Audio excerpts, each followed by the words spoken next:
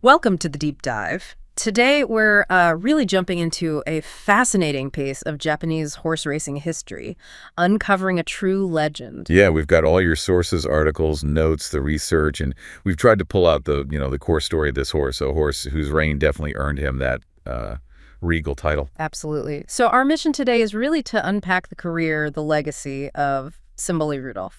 This deep dive, it's all about understanding what made him the emperor, the emperor of Japanese racing. Right. We'll look at his dominance, which was just, well, unparalleled, and some of those moments that really defined him. And how he still influences the sport today, right? Yeah. Decades later. Exactly. His shadow looms large. Okay, so let's get into it. Let's figure out why this bay colt with that distinct crescent star on his forehead became one of the greats. Well, it's interesting, that name, Symboli Rudolf, apparently it came from Rudolf I, Holy Roman Emperor. Huh, no kidding. Yeah, and he really, really lived up to it on the track, just ruled Japanese racing pretty much from the get-go. Wow. But before that, before the Grand Emperor name, he had a much simpler nickname, right? As a youngster. That's right, Luna, because of that crescent star. Ah, okay, makes sense. He was born in 81 out of Sweet Luna by Partholon. So, yeah, the Luna connection is clear. And he debuted, July 1983. Originally, Masato Shibata was supposed to ride him. Oh, really? Yeah, but Rudolf apparently came along faster than they thought. So the stable put Yuki Okabe on him, and, well, Okabe stayed with him for his whole career after that. Wow. Quite the partnership then. Definitely. He finished his 2-year-old season winning 3 straight, kind of setting the stage. Okay, so then we get to his 3-year-old season, and this is where things really start heating up, yeah. This is the legend-building phase. Oh, absolutely. He kicked things off winning the Yayoi show, which is a key prep race. Yeah. Then the Satsuki show, that's like Japan's 2,000 guineas. Right. And there was actually a bit of drama there, a clash mid-race with Bizini Shiki. But the most famous story from that year, maybe the most telling one, has to be the Tokyo Yushin, the Japanese Derby. Oh, definitely. That's the one where Rudolf just ignored Okabe's signal to go. Right. He just decided, nope, not yet, and then launched his run when he wanted to. And still won, just surged past them. Okabe himself, veteran jockey, admitted the horse taught him something that day. That's incredible. It really is. And, it's not just a funny story. It shows this horse had this incredible race sense, almost like strategic thinking. Like he knew the race better than the jockey sometimes. It seems like it. Right. Making his own decisions like that, it's so rare. It kind of became his trademark. Showed he wasn't just fast, he knew how to win. Speaks volumes about his intelligence, that independent streak. And even though an injury later messed up plans to race overseas that year, he came back in the autumn, won the St. Light-Kinen, then the Kikuka show, that's the Japanese St. Leger equivalent. And that completed the Triple Crown. That's it, the Triple Crown. So the Satsuki show, the Tokyo Yushin, the Kikuka show, all 3. He was the 4th horse in Japan to do it. But, crucially... he was the first to do it undefeated. Exactly. Undefeated. Just an astonishing achievement. So, okay, he conquers the Triple Crown, undefeated. Seems like there's nothing left to prove in Japan, right? You think so? But just 2 weeks, literally 2 weeks after that Kikuka show win, they aimed him at the Japan Cup, the international stage. Ah, the big one. And that's where he finally met his match. Yeah, his first defeat, finished 3rd. Katsuragi Ace won it. But the Emperor, as they were calling him, he wasn't going to take that lying down, was he? Not a chance. End of the year, the Arima Kennen, another huge Grade 1 race. The highest level, yeah. And Rudolf dramatically gets his revenge on Katsuragi Ace. Wins it. So that made him the first horse ever to win 4 major G1s as a 3-year-old? Correct. The 4-crown champion. Incredible. And, this brings up an interesting point about how we see champions. At the time, everyone was comparing him to Mr. CB. Ah, the previous year's Triple Crown winner. Right. And Mr. CB was all flashy finishes, right? Those explosive last-second charges that fans love. Yeah, real heart-in-your-mouth stuff. Exactly. Rudolf wasn't like that. His style was described as Yokozuna sumo. Yokozuna sumo, like the grand champion wrestler. Precisely. It wasn't about the sudden sprint. It was this relentless, inevitable power, just grinding down the opposition with sheer authority. That really paints a picture. Powerful, almost. Unshakable. But it highlights that there isn't just one way to be a champion, It's about finding your own path to being undisputed. That Yokozuna sumo analogy, though, I can imagine maybe some critics finding it I don't know, less thrilling than Mr. CB's style, less of a nail-biter, perhaps. Oh, absolutely. It was a debate. People loved Mr. CB's drama. It was theatrical. Right.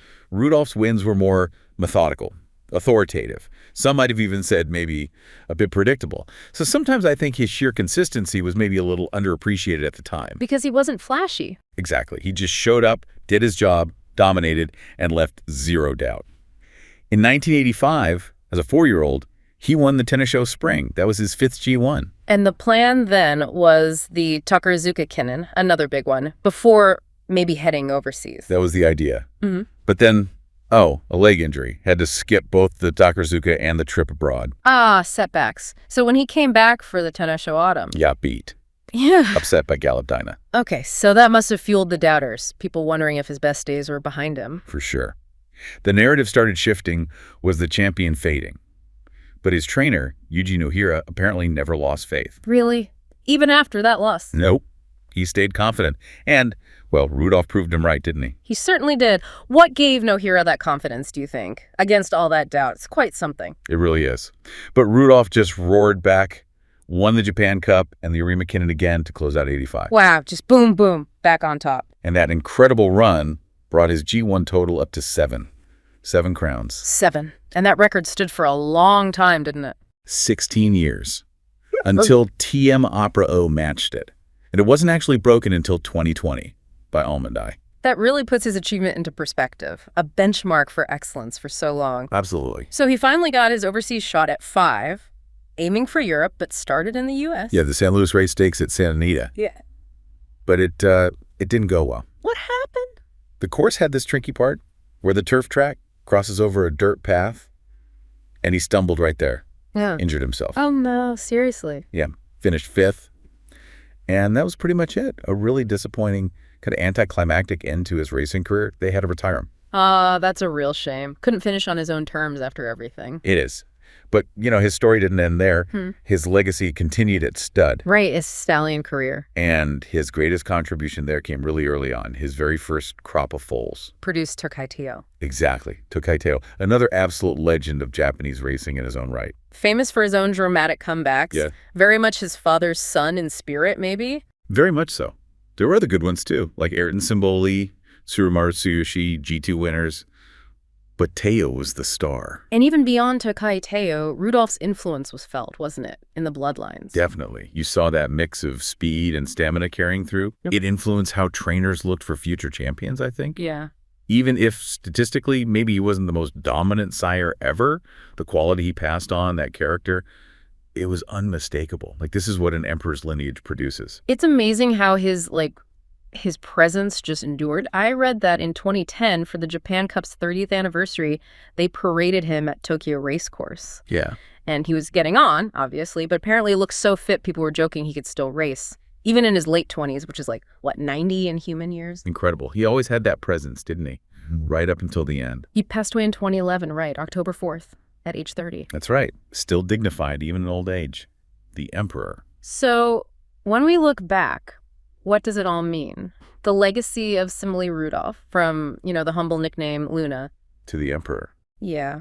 It's a story of just relentless dominance, isn't it? And that undeniable poise, that independent spirit, even defying his jockey. And I think beyond the stats, beyond the 7 crowns, Rudolph kind of redefined what a champion could be in Japan. That record held for so long, his kids, like Tao, carried the torch. It shows how excellence, even if it's not the flashy kind, leaves a huge mark, sets a standard. Exactly. It's lasting. His story really makes you think, in any field, not just racing, what does define a true champion?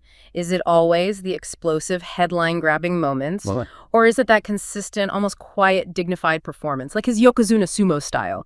Just powering through challenges with sheer authority and self-belief. That's a great question. And it prompts us maybe to think about it for ourselves. Wow. Where does true greatness really lie? Is it in the spectacular, the unpredictable moments? Or is it maybe in that unwavering, quiet confidence, the kind that just knows it's the best deep down, even when others might be looking elsewhere?